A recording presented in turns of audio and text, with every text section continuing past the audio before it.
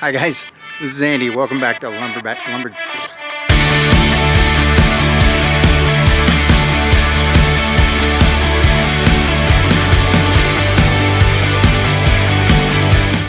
Hi guys, this is Andy. Welcome back to Lumberjack Works. Last time I showed you guys what I did for clearing the land, and this time we're going to go over grading and excavating and making it ready to do footings and stem walls, Okay, so just to remind you, all the stuff I'm showing you right now happened last summer, so my video footage isn't that great, but I wanted to try to kind of like fill in the background, show you what I did last summer so you can understand how I got where I am now in the build process. So at this point last summer, I was still working off of the site plan for the property. You can see that I have to kind of plan for a 3,600 square foot footprint for the shop and about a 5,092 square foot footprint for the house. So in this part of the process, I started by setting out stakes on the property, kind of to get a rough idea where the outside corners of the house and the shop would be, and laying that all out, kind of orienting it to each other so that I kind of had a good feel for how I want the house and the shop to sit on the property and in relationship to each other. So after I got a rough layout, I determined kind of the natural grade and slope of the property. Then I did some math and decided on a final elevation for the house and the shop. And then it was just kind of a matter of flattening the ground to the elevations that I wanted. So this is where I kind of ran into a little problem.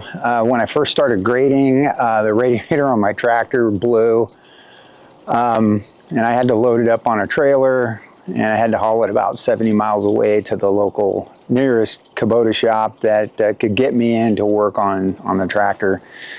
I was really worried that I may have blown the engine on the thing, but luckily the compression tests were good on the engine, and you know, to this day I still haven't noticed any water infiltration into the oil, so I think all's good now that I got the radiator changed.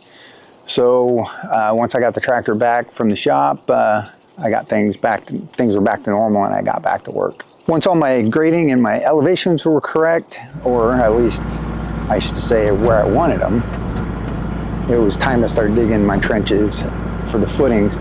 Now for this I used my backhoe, which is kind of a slow process. It would be a lot faster if I had an excavator.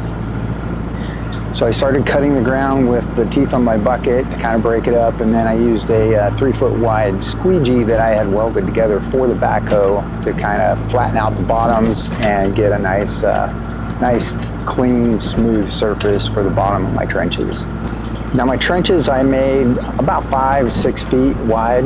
That way I would have plenty of room when I was down in those trenches working on setting the forms for my footings. I wanted to make sure that all my trenches were about plus or minus 2 inches from level. And I leaned towards being a little too low rather than being a little too high, because simply I didn't want to do any hand digging, or at least as little as possible when I was setting my forms. So I took a little extra time and checked my depth often with the laser level, just to kind of help ensure that my bottom of my trenches were as level as I could get them with my skill level. So I was still working off the stakes I had set for the corners of the house and the shop. Got all my ditches dug to a uniform depth, and I was ready to start setting forms for my concrete footings. I'll show you me setting the concrete footings in a future video, but I think in my next video I'm going to show you what was going on the property while I was digging all these ditches.